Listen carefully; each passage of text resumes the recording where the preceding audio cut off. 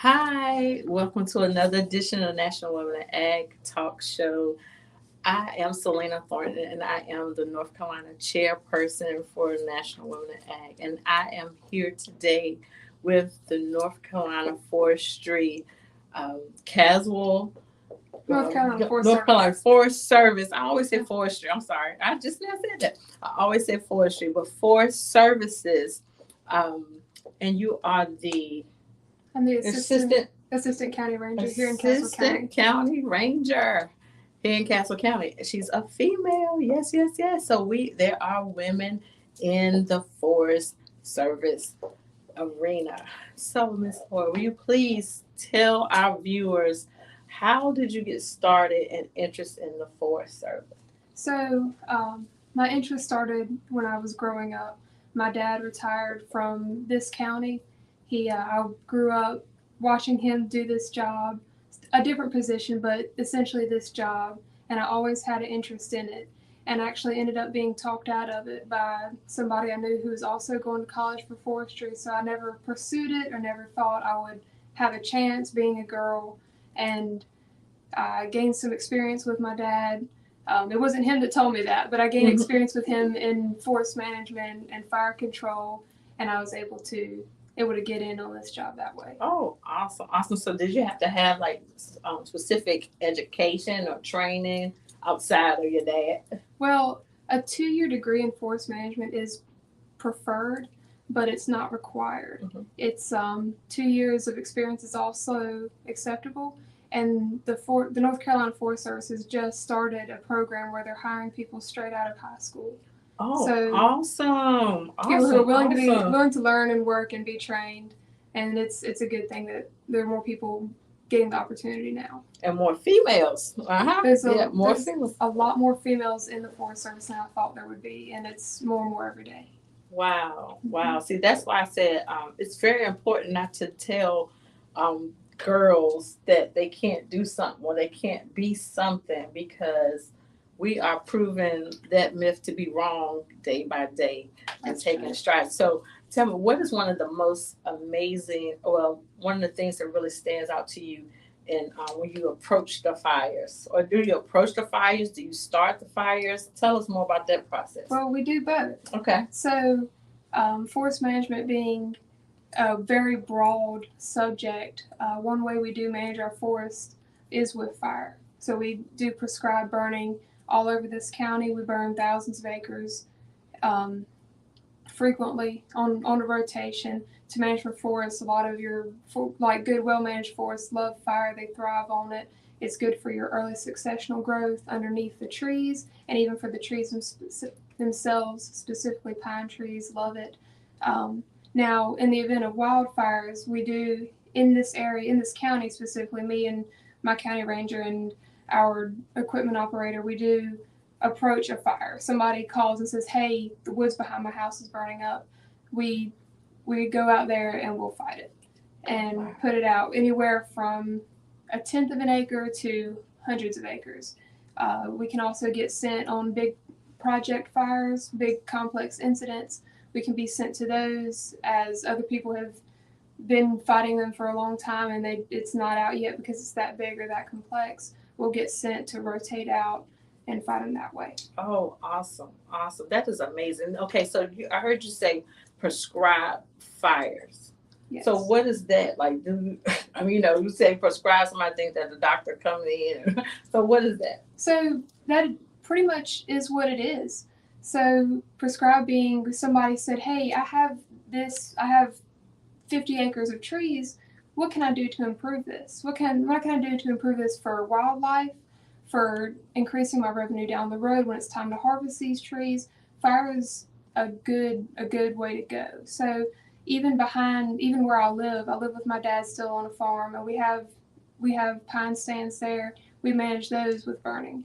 It, like I said, it increases early successional growth. It gets rid of all the trash on the forest floor and helps early successional growth. Therefore, your wildlife, your turkey, your deer have something to eat, something to hide in within that forest. It makes a lot of nutrients available for these trees.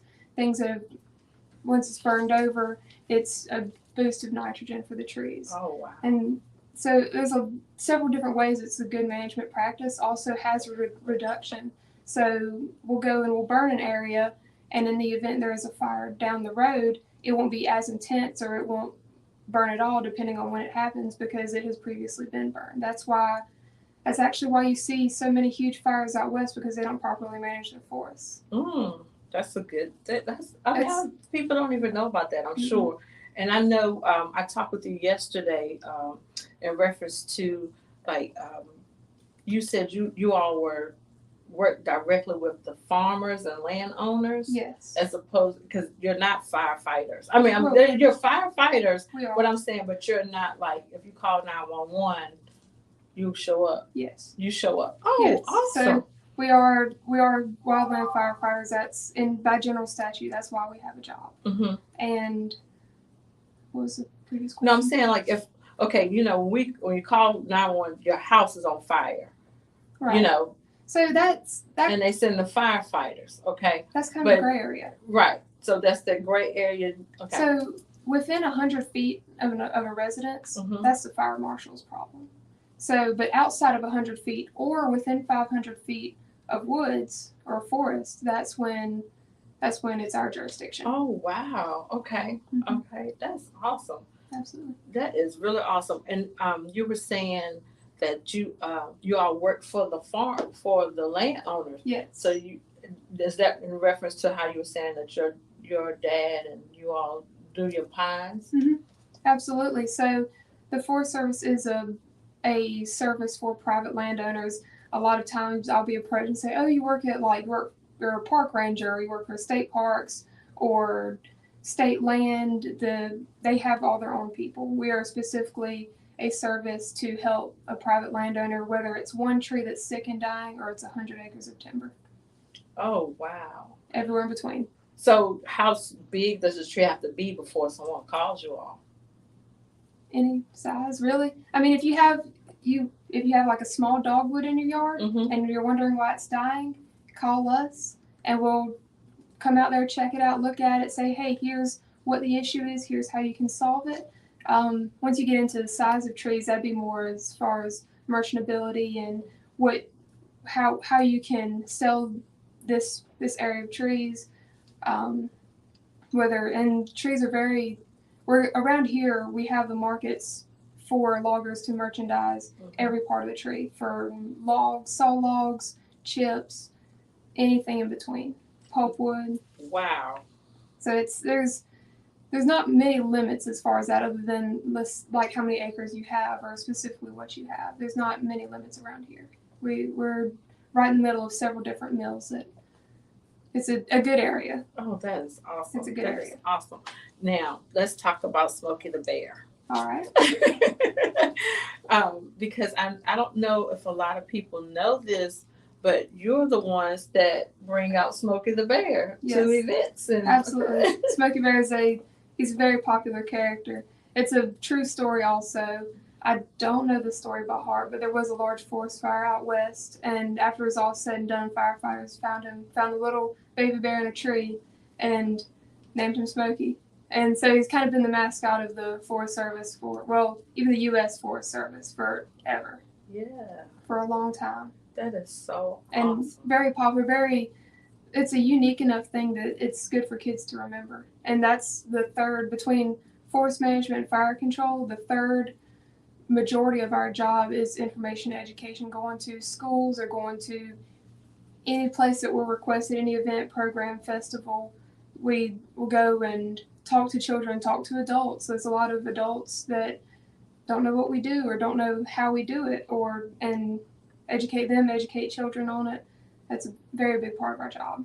Yeah, because you honestly, in years past, you see Smoking the Bear, you just think, this is something for kids, and send the kids over, and you don't know that I could actually call you all to come and set my tree on fire that's dying in my yard. But honestly, it's so amazing. That's why I appreciate this talk show, because it allows us to be able to educate the masses, because a lot of people don't even know that. A lot of homeowners don't know that what about if I have like just trash in my yard and I'm just setting it on fire? Can you speak to that? Do you know like That specifically trash is not my responsibility because that would air quality would come into play. mm-hmm, So we can't in North Carolina.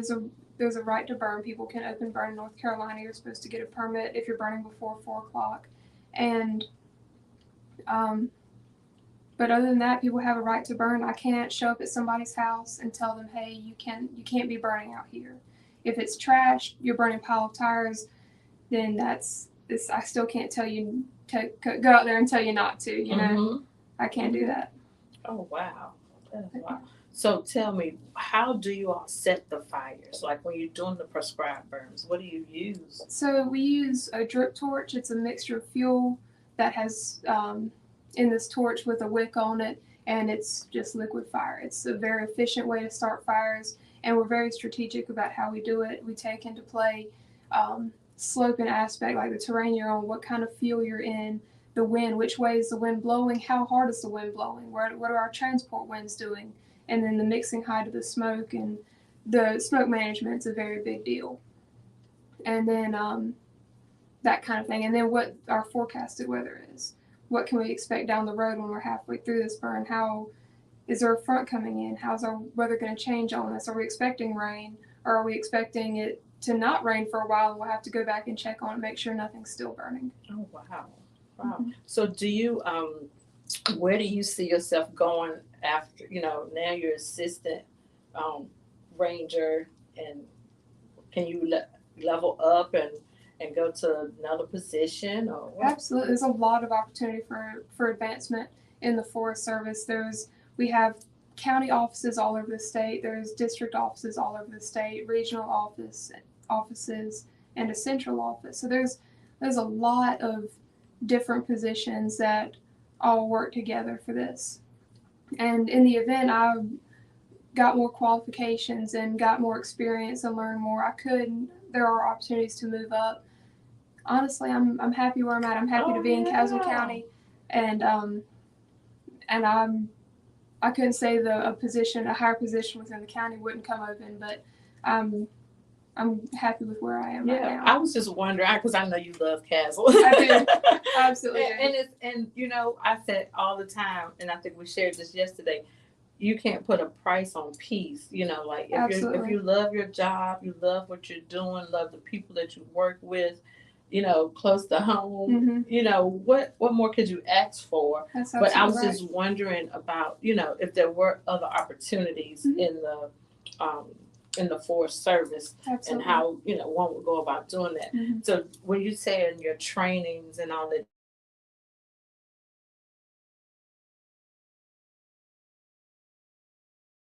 go to both for firefighting and forest management. There's a whole ranger training process to make sure that I understand my responsibilities within this job and I can do them correctly and do them well. Okay. Absolutely. They're teaching me everything I need to know. Yeah, absolutely. That's awesome. That's awesome. You do work with a great group of gentlemen. I do. Yeah, and I love that. So, within your organization, do you have like the female support group? Do you all do those things or? More or less. There was recently a big, I don't know what you call it, convention type thing called W-Trex. Mm-hmm. That was interesting. It's women in wildland firefighting, mm-hmm. and I know a few people that went to that, and that was a pretty big deal. They did a lot of prescribed burns on that, and there are things like that even within this district. There's 1, 2, 3, 4, 5 women in this district, which includes 8 counties. So there's a lot of them get together and hang out, but I'm kind of in the corner of the district, so I don't. That's not really my thing, to be entirely honest. Yeah. But they do hang out, do that, support each other, absolutely. Right, good. And see, that's why I just think that it's big to have that support system where you can, if you ever need to talk to mm-hmm. somebody, ever need to just a girls corner, I like to say. But that's just amazing. This is just so amazing to me. It's just amazing to see you walk out your dream. Mm-hmm. That's what I love to see. Absolutely. And young people. I love to see them, whatever you set your mind to do that you're doing it. Mm-hmm. And that is just so awesome, and that speaks volumes to who you are. And like I said, I always see you at events, and you are out there sharing, if it's one child at your table or if Mm-hmm. it's 25 at your table, you're always engaging and talking to Absolutely. them, and you're educating them. Like, you're not just Oh, playing yes. with them, but you are really giving them education that Absolutely. can that will help them. And even the short time I've been here, I've noticed already that the same, being a small county, the same kids that I'll see at one event, I'll see at the next event, and I'll ask them again, you know who Smokey Bear is? And they say, yeah, I remember. And it sticks. And that's one of the biggest and one of the most important tools for fire prevention or forest management is education. Absolutely. Yeah. So let's speak to like the fires that's happening around the world, like in Canada. Do Right. you all? I know a lot of times other agencies go out and help. When it's a national disaster. Do you all do that? Yes. So not only fire, but we can be sent on hurricane dispatches. Oh, We wow. are sent to when there's a big hurricane that levels a town. We can be sent for that, clearing roads of trees, things like that. I have, don't quote me on this, but I have heard of resources from the U.S. Forest Service being sent to Canada to fight these fires. And I don't know much about Canada, but they fight fire very differently than we do. Mm-hmm. Absolutely. And I can be sent to anywhere in the Southeast or anywhere in North Carolina, no questions asked. There's what's called a Southeast Compact. And so I can be sent anywhere in the Southeast that way, or I can sign up and take a test of not agility, but kind of a fitness test and be able to go out west on dispatches. I'm supposed to be going to Washington State here shortly to for fires out there if they have any at the time. I'm scheduled to go out there. Something I want to do, see new places, experience that kind of thing. It'd be good experience and learning for me. Yeah, that would be. I mean, Absolutely. Hate that you have to go for a fire, but at the same time, you get to go and learn and see a new environment. Absolutely. And like you were saying, and I hadn't even thought about. You said like Canada fights fires different than we. I mean, you mentally, as just what is that, a lay person in the area of fires. Thinking fight fire, you just put the water, put water out on it and put it out. But you have taught me so much in the last 2 days just about how to, once the fire starts. Can you share with that how the fire when it's starting and then when it's black that it stops on its own? Yeah, absolutely. So that's we do fight fire very differently than say a structural firefighter. We don't wear the huge turnout gear they do. We have to be able to walk and move nonstop, and there's no way we can get enough water to a fire that's thousands of acres. So it might start with water. Water might be used. We might drop water out of airplanes or helicopters, but or some other form of fire retardant. But around here, we're fortunate enough to be able to have the terrain to be able to use a dozer to put a line in the way we would put a line around a prescribed burn to keep it to stop the fire when it gets there. And that's not always just to simply put a line around it is not always the best way to do it. And here in North Carolina specifically, we always we call it carrying the black with us. So after a fire burns in the woods, everything behind it's black. Everything's all burned up. So while somebody's ahead of me, for example, while somebody's ahead of me on a dozer putting a line in, it's bare dirt. Dirt doesn't burn. So I'll walk behind, and on the side of the line with the fire, I'll light that also. And it burns away from it, creating a larger area of safety, more or less. And so it's a wider area. The fire will be less likely to jump over that. And it's very common. I've heard of fires jumping highways, being big enough to jump highways. But it's creating a larger safety zone for me and also the operator. Say the operator gets to somewhere, gets to a gully, he can't get around it right there before the fire gets to him. He breaks down, something happens. All we have to do is back up, and we're either in dirt or we're somewhere that's already been burned. So that's creating another area of safety for us. Wow, that is awesome. And I learned something else yesterday when talking with you all about how you're thinking that a gasoline can. We talked about gasoline cans. Oh, If yes. you're on a farm or anywhere, you have you're cutting grass and you have the gasoline can just sitting out. Mm-hmm. Now you said that It's, what burns? The fumes burn. It's volatile, so it's the fumes that burn rather than the gas itself. And like you can always smell gas. That's just the fumes. Mm-hmm. Like, or if you're near gas, you can definitely smell it because of the fumes, and that's going to be what burns. And it's very interesting. Like, might not be the best example, but I've heard, like if you were to shoot a half-empty gas can, the bullet going through it, it's going to hit the metal, create a spark. It's going to blow up.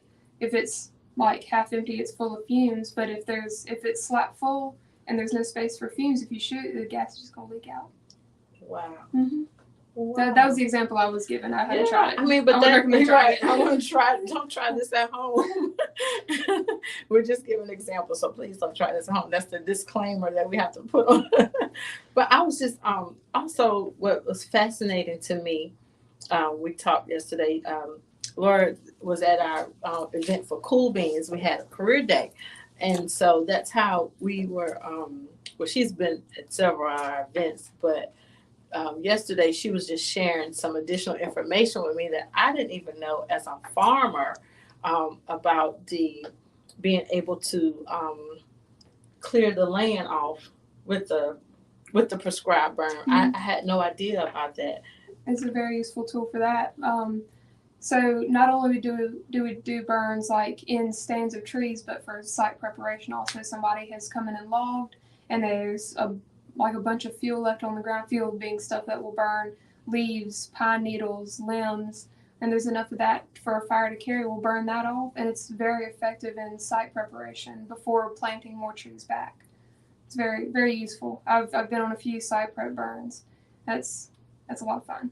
Oh, wow. See, I never knew that. And what about, I just had so many ideas, after talking to you yesterday Mm-hmm. about doing the pond, like doing prescribed burn around the pond to clear that area off. And, absolutely. Because you don't think about that. That's who that friend, who do you call? Yeah. And so, how do you get your information out there to let people know that you're the ones to call in those situations? I mean, outside of the booths, the information booths, because somebody may not know to stop at the information booth and talk to you all about this. Absolutely. So we just talk to people when we can. Things like this right here. That's pretty much it. I mean, I'm fortunate to be where I am because a lot of stuff comes to us. Like, we don't have to go looking for work. A lot of people say, hey, this fellow down the road said to call you about this. And it's like, absolutely, we can help you with this. We can even help you with this and this. And then expand their knowledge, and word of mouth I've noticed has been a big thing around here. Wow. How old is the Forest Service? Oh goodness, I couldn't tell you. I'd have to Google it. Google it. If I'm being honest, I'd have to Google it. Yeah. It's been around a long time. It started. Have you been to the Biltmore House or Biltmore Estates? Yeah, I rode past it. Got you. So that guy, he that was kind of one of the founding fathers of forestry, more or less. I've heard the whole story, but that's where it all started. Wow. Because he noticed, like, back in the day, they were cutting the trees down and not managing for trees down the road, not managing for the future generations, like thinking about their kids' type thing. So he started practicing forestry and learned and taught everybody else a whole lot. First forestry schools were in North Carolina. North Carolina is one of the main birthplaces of forestry. Right here in North Carolina. Absolutely. Okay, before we end, I would like for you to share one other thing, because you did touch on this, that there's a difference between your job and a park ranger. Right. So park rangers, or just state parks in general, already have their own employees to take care of that park. I've been to a fire school. One of the first fire schools I went to had people from state parks specifically for fighting fire. They have people for that, and just kind of keeping it separated between what would be public land or state-owned land versus privately owned land would be the main differentiating factor of that. And I mean, there have been fires that were on federal land or on state park land that we will get called to, being that it is a wildfire and that's our responsibility.